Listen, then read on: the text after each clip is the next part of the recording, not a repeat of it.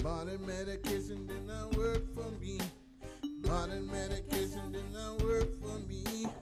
Modern medication did not work for me. Modern medication. Hello and welcome to Mercy TV Live, your medical cannabis call-in show. Here we are in Salem, and I am Perry, and this is Sonny, and we're going to be talking tonight about dispensaries.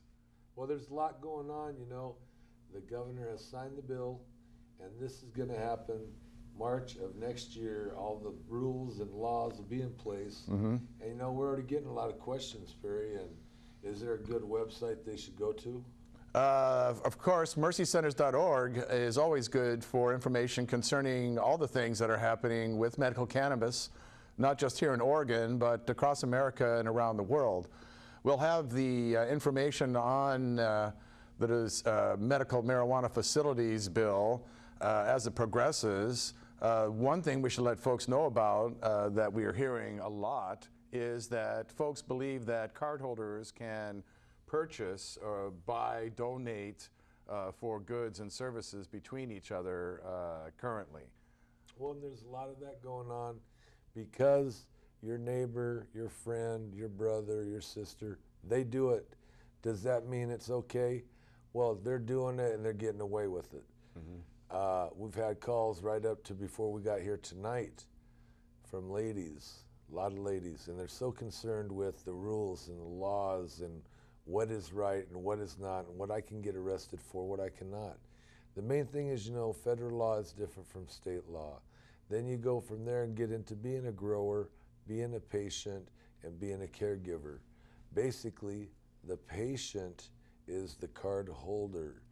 Under the patient, you can have a caregiver and a grower. That's still on that patient's card. There is no difference between that patient and the grower and the caregiver. It's all one card, although it is 3 different cards. This was a very big deal for this lady we talked to tonight, and understanding that federal law always trumps over the state law, and that if you're doing everything you're supposed to, you can still be closed down, arrested, and your property seized, I guess, Perry. This is... Yeah, well, that's what's happened with the places currently in Oregon, at least most of them. Some of them were dispensing, selling, pretty much flat out had menus and everything else on the windows. Folks talked weights and amounts, and that's what makes it a drug deal. Currently in Oregon, a card holder can give medicine to another card holder, but not in exchange for consideration. They can't get anything in return for that. And the only time that money can exchange is from the patient to the grower for expenses. That is, expenses that the grower has incurred, things that he can show an invoice for, like the water bill, the electric bill, going to the grow store, getting things that you're needed there. But they can't charge for labor, and certainly can't accept monies from anybody. The grower can't accept monies from anyone except their patient or patients. A grower can have several patients. And so there are some cooperatives that are working in the state, and they're working on the basis of folks giving monies to the organization and folks giving them medicine. And that is a legal process. And unfortunately, some of them have still been busted by feds, and although sometimes by state yokels claiming they're out of compliance also.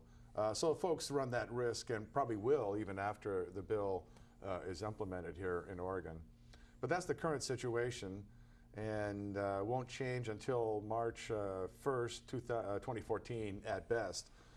Then the rules will be promulgated, and if folks want to find out more and be involved in the process, they should attend a meeting that's going to be happening September 9th in Portland, Oregon, organized by the Oregon Medical Marijuana Program and under the auspices of the Advisory Committee on Medical Marijuana, or ACMM. And they'll be talking about several things, Sonny, that were discussed earlier, several points that will needed to be defined for the March 1st deadline. One of the things is immature plant. They're hoping to address that at this time, particularly for the situations where now the facility is holding on to plants and they could be held on to that point where they're beyond their 12 inches. The process for application, what the rules are, qualifications, handling receipt of 2 applications located within 1,000 feet of each other. There's something that's going to be very interesting to see how that's formulated. And so no 2 medical marijuana facilities, as they're called, can be within 1,000 feet of each other, nor can they be within 1,000 feet of schools and other such facilities where minors are present. So one thing that's liable to happen is a facility is going to set up, they're in compliance, and somebody opens up a daycare within range there. What happens then? You know, is it the fault of the medical marijuana facility? It just may be. You know, right. There's going to be a number of things that'll have to be addressed like that, and these are things that are going to happen. Today, what we're really trying to talk about is getting some of those patients to get some medicine and have it quality and not have to worry who they're getting it from. And you know, there's a lot of good things that they can do. A lot of them are looking for growers. You know, if they come by the meetings. Hopefully these facilities will facilitate that. You know, these are definitely growers that they're dealing with. Although any card holder can bring excess medicine or be able to bring excess medicine to these facilities. Some of the things that that they were addressing, though, was patient authorization. As Sonny was stating before, the patient is the key figure here. They're the ones that actually own the medicine, and they authorize either the grower or the caregiver to then hand out medicine to other card holders. Well, and that's the next step. The next step is that this medicine that I have as a patient is going to be authorized to be given away and sold. And so either the patient, their caregiver, or the grower, with the patient's permission, and there was discussion of what that constitutes. There's probably be some form to that effect. And then all the things having to do with the patient unable to sign the form that we've gone through before. Record keeping, inspections, reimbursements, that a lot of effort's going to be made to refer to the facilities as medical marijuana facilities. They're not buying, they're reimbursing the grower. The card holders who are then picking up medicine are then reimbursing the facility. So it's not, they're going to take out the references to sales and things like that, which I think is proper because that's very much what's happening. Right, and see, these are the things that are going on in our state, and if you have any questions, please come by the office or give us a call. We're open Monday through Friday, 12 to 6. There's always somebody there. Perry, you can get a hold of Perry on the website at mercycenters.org. Of course, they can always call the office at the same time frame, Monday through Friday, noon to 6 at 363-4588. But coming by so you can get your Oregon Cannabis Connection, which is going to have all that information and more. I'm sure you'll have more questions as they're asking them. But yeah, the patients, it's about patients getting medicine is what these facilities are about, and what is going to have to be dealt with until that law comes about. Well, and when that's going on, we have a lot of people who are going, where am I going? What am I going to do? Who can I trust? Where am I going to feel like I'm doing something legal versus something illegal? And we see a lot of people are going, well, you know what? I see somebody else doing it, so I'm going to do it. Right. There's folks doing various things, not for very long, often. There's certainly a number of patients. They need medicine now. They need the right medicine. They want to get with a grower long term, maybe grow themselves. They're not sure about that.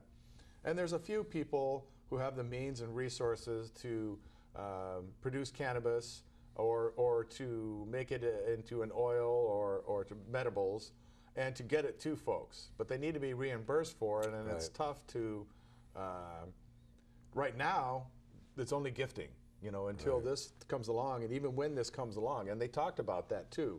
You know, where does deliveries fit into that? Right. Well, everybody is going to need it. There's going to be different ways it'll be broken out and mapped out. And the thing is this, if you have some questions, you can find that out at the center. You can call us. You can come by. We're open Monday through Friday, 12 to 6. Everybody there's a card holder. It's all volunteers. I mean, we're a nonprofit. We're here tonight trying to do this. All these people in the TV studio helping, and thank you CCTV, because CCTV really does make this show happen too. Without them, there's no show. You know, we have so many of those things just to get out this information, you guys, that everybody believed cannabis was so bad. Now everybody's knowing how good cannabis is and how much we're learning more things. And that's what, if you've heard that cannabis works for seizures and cancer and MS, those are things that everybody's heard of. But the main thing is somebody came in today and started talking about all of the social issues that made cannabis was helping them. And I said, these are things that people don't talk about, and if you do talk about them, please share them with others so they know, because the person you might be talking with has that same condition and they never thought of using cannabis for that condition before. Right, or the same issues, the same side effects, or non-side effects, as it sometimes goes. They're concerned about anxiety, paranoia, other issues, and just the opposite happens, and you know, it's not a bad thing. Well, and that's what's really nice, when you can find people that will talk about some of that. So like on this show, we can share. A lot of people have been in the hospital. A lot of people in this hospital watch this show, and the reason they're watching it now is because they're in the hospital. Nobody else has a chance. They don't know where to go. Everybody's telling them all of these treatments. Well, nobody's mentioning cannabis as a treatment, as helping with the nausea, as helping with the cancer, as helping with the MS, as helping with the seizures. All of these things, Parkinson's, a lot of things are happening for patients with all those conditions, and all of those glaucoma. All of these conditions can be treated with cannabis, and people are having great results. And nobody's really like coming out every night on TV and talking about it because, I don't know. Well, certainly not on mainstream media, but more so than the effect, we're starting to isolate various components in the marijuana, or cannabis, as it really should be referred to. And we're finding out that the non-psychoactive elements, the things that don't get you high, is what's working best. So we're able to identify and start to isolate things like CBD, CBN, CBCs, which are short names for cannabinols, cannabinoids, and other elements of that ilk. These elements that non-psychoactive, they don't get folks high, especially when combined with applications like topical oils, balms, creams and such that are applied on the skin there. Even in the case of an open wound, the likelihood of effect is nominal. I mean, as far as toxicity, but it does affect the places where the folks are experiencing the condition directly. Say, especially with skin conditions, joint pain, arthritis. Broken limbs, like broken hands, you know, that whole pain experience, carpal tunnel, repetitive, the list goes on. So this information will certainly, because this is patient-driven information. The folks, the patients are learning this. They're testing, experimenting with this, driving it forward, asking this of places like Mercy Center, and these facilities as they come out to say, hey, I would like this strain. It's CBD rich, and I'd like it done, you know, delivered this way. I'd like to make oils out of it, and so forth. There will be some grower matchups through these facilities. It will most likely continue to happen through the nonprofits and ancillary groups like Mercy Center, though. Right. Well, and you know, if you're one of those people who didn't know that this could help you, and let's say somebody told you, oh, did you know this thing really helps carpal tunnel? And the reason I bring that up is because a number of people have it. a number of people going through all kinds of treatments. They ended up getting so sick behind the pills that they were given for carpal tunnel. The side effects were so terrible that they almost forgot that they had carpal tunnel. Now the issue is all these side effects they're living with on a daily basis behind the pills they're taking for the carpal tunnel. Well, as we talked about it, you know, if you're just using this oil and rubbing it on and eating some cookies or pancakes or toast, and you have all of that and you're not eating none of those pills and not having any of those side effects, you just took all of that out of the whole picture, and now you might be able to get some healing going on. Mm-hmm. Well, because they're so sick and they can't eat and they're not getting any sleep, well, how can they heal on all the other stuff? You know, it's not going to happen. So now that they can start to get some treatment and start to heal, they can actually feel their body working a little bit. So those are the things that people are learning, that, hey, I wasn't really looking for cannabis, but now that I found it, it really is working. Mm-hmm. And those are the testimonies that we're getting, and people are really saying, man, it's so great. I can't believe that it's happening. Well, you can believe it. If you're one of those people and nobody's told you about cannabis and you're really suffering from some of those kind of nauseas and pains and all the other issues we talked about, then maybe you should talk to your doctor. And if your doctor won't talk to you about it, then go to somebody that will. We have somebody at the office all the time, and there is a doctor that will see you to sign your card. And all these things, Perry, are really what we're trying to get out on this TV show, and hope people will get to the information that they need. Absolutely.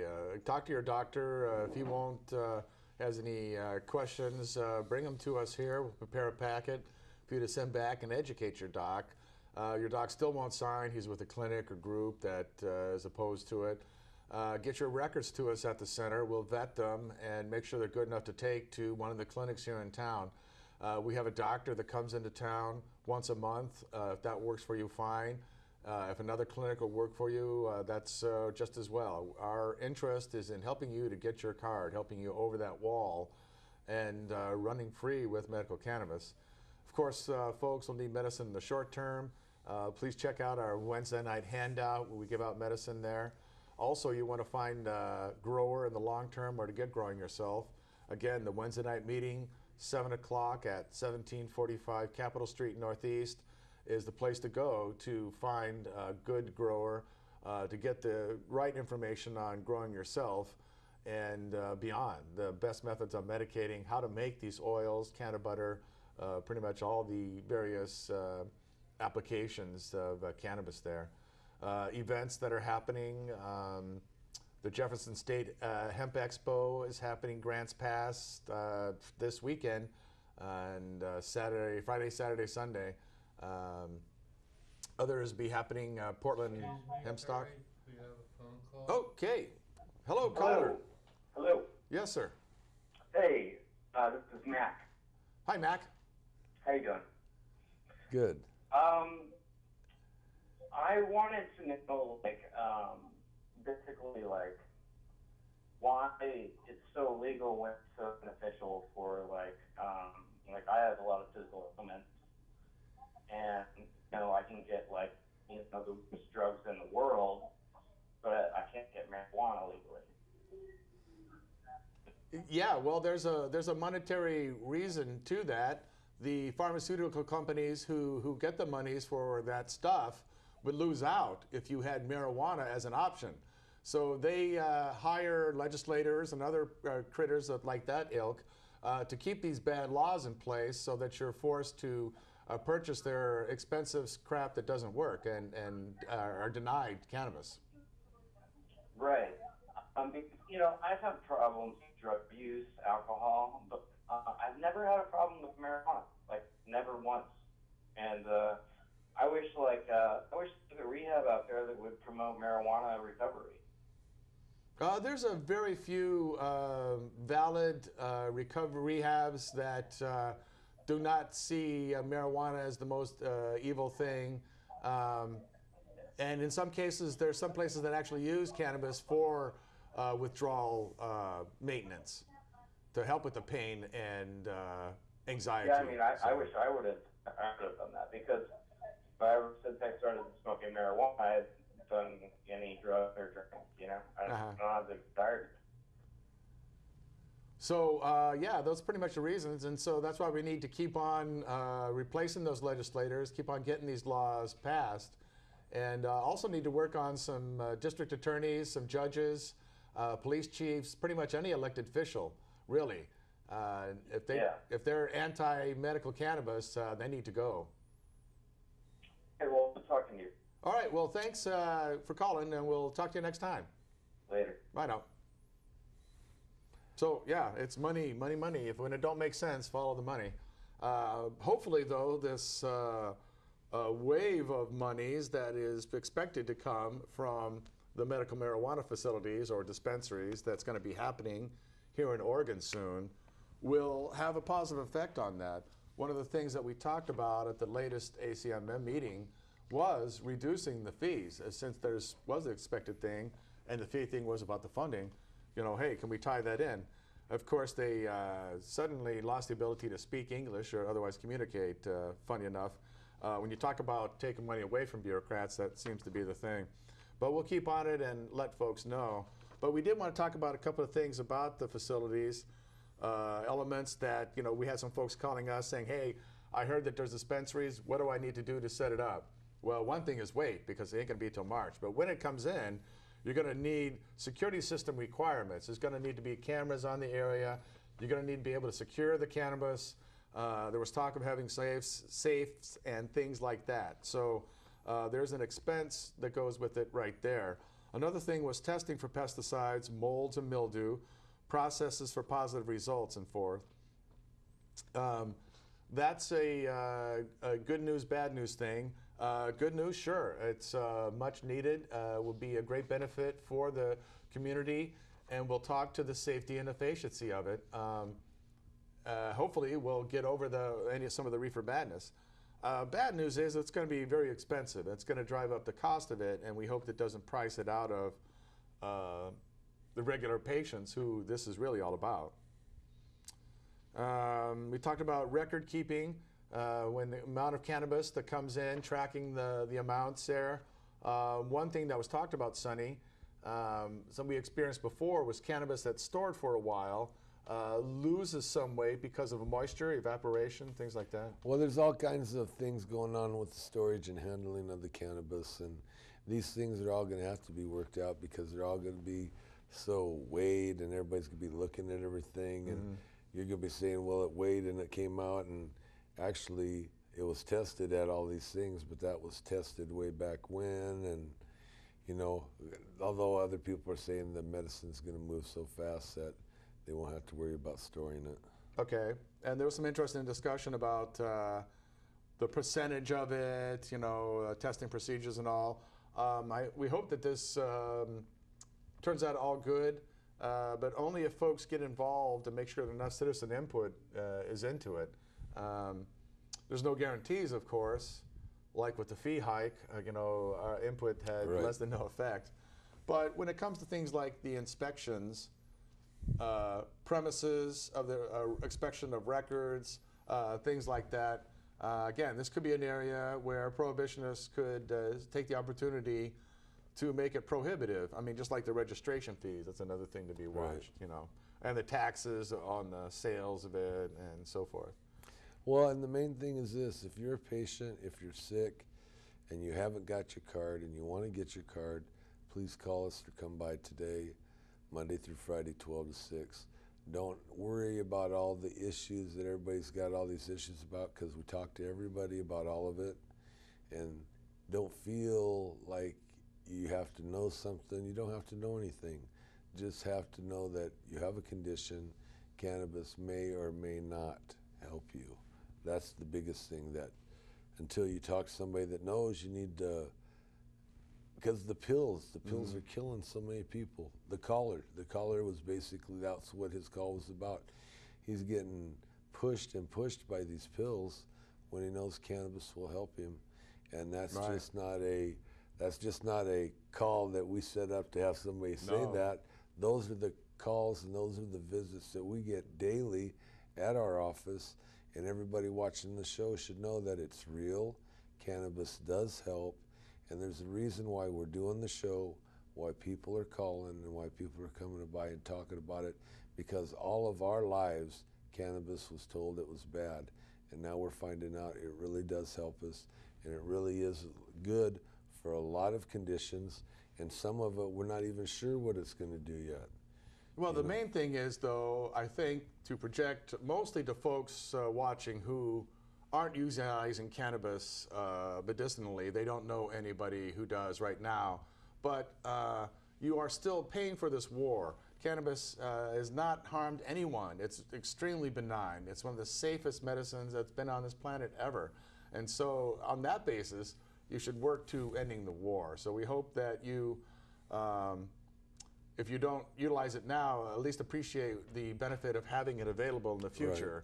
Right. But at least appreciate the cost of this here war. And coming up here in November, we're going to have an opportunity to replace some of these folks that have made it so hard for us to get legalization here in Oregon. You know, they're talking about the processes they're going through in Washington State there, what's happening in Colorado. They've already got hemp fields planted in Colorado. You know, they're going to be seeing hemp, the first American hemp in 70 years, I guess. I don't know, 42, the World War II. Man, that'd be a great thing. But it should be happening here in Oregon. And the only way we're going to make it happen is we do it together. So everybody register, vote, and get everybody you know to do so also.